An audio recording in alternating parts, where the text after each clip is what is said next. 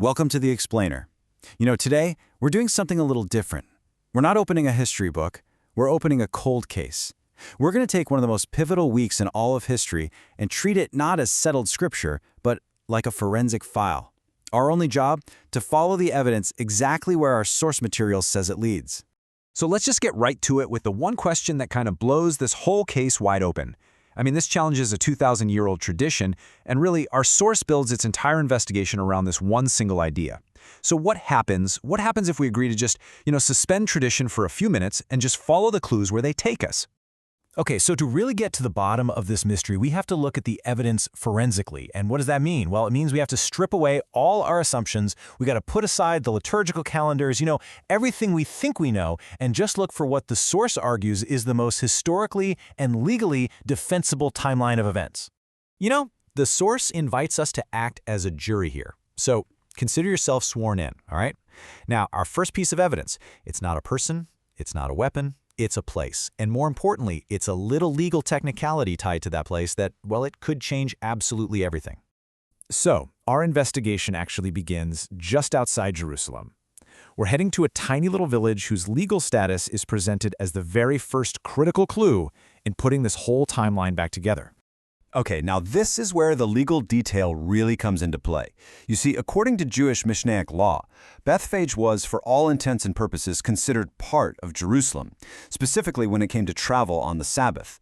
So by beginning his triumphal entry from there, the source argues Jesus wasn't breaking any Sabbath law at all. He was actually operating perfectly within a known legal provision. So this deliberate choice of a starting point, it changes everything. It means the entry could have happened on the Sabbath itself, Saturday, Nisan 10. And according to this view, this wasn't some act of rebellion against the law. No, it was a profound claim of authority over the law. He was, in effect, claiming to be the Lord of the Sabbath on the Sabbath. It's a huge statement. And this is where the prophetic timing just clicks perfectly into place. Think about it. A Saturday, Nisan 10 entry aligns exactly with the law back in Exodus 12. The Passover lamb had to be selected on the 10th day of the month, and then it was inspected for 4 days before being sacrificed on the 14th.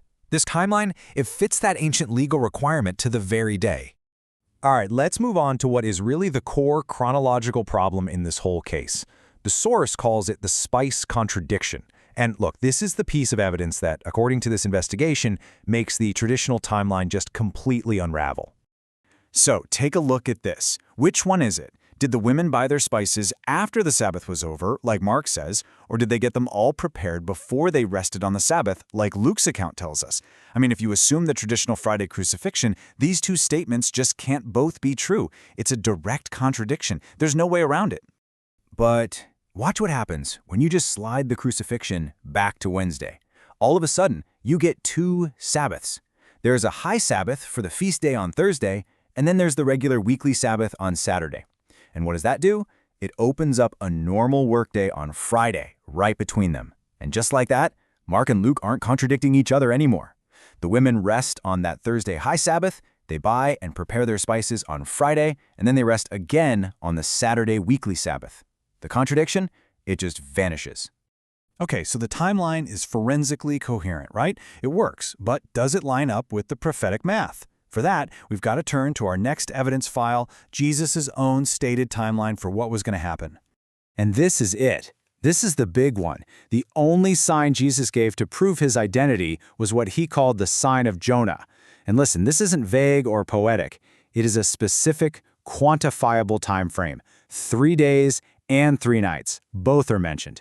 3 full days and 3 full nights. That's exactly 72 hours, no ambiguity there. Now, you do the math on the traditional timeline, a Friday afternoon crucifixion to a Sunday morning resurrection, well, that gives you roughly 36 hours. You get maybe 1 full day and 2 nights. It just doesn't meet the requirement, not even close. It fails the test of the single sign that Jesus himself established.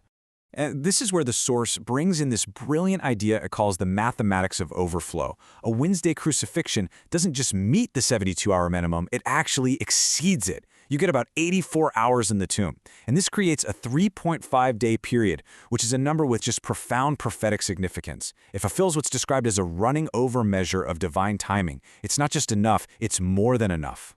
Right, so this 3.5-day period, it links directly back to the prophet Daniel. He's the one who predicted the Messiah would be cut off in the middle of the week. And here's the crucial point. Wednesday isn't just a day of the week, is it? It is the only literal midpoint of a 7-day week, and that satisfies Daniel's prophecy with just stunning precision. So, we've looked at the legal details, we've crunched the prophetic math, but why? Why does all this meticulous timing actually matter? Well, according to our source, this isn't about solving some historical crossword puzzle. It's about revealing a prophetic blueprint, a pattern for history itself. Here's the argument. Jesus' death on that Wednesday, right in the middle of the week, it effectively paused Daniel's grand prophetic clock this 70th week at the exact halfway point. It ran for 3.5 units of time and then stop. It left a final 3.5 units to be fulfilled later on. And this creates what the source calls a prophetic mirror. It's a perfect symmetry. The first 3.5 units were fulfilled by the head, Jesus Christ himself. So the argument goes, the final 3.5 units have to be fulfilled by his body, the church, in order to complete the full 7 units of the prophecy. So let's bring it all together. The final verdict from our source's forensic investigation, it presents a timeline that's not built on tradition. Instead, it's built on what it argues is legal precision, chronological coherence, and just this undeniable prophetic symmetry that fits together like a lock and key. And that leaves us with one last question to think about.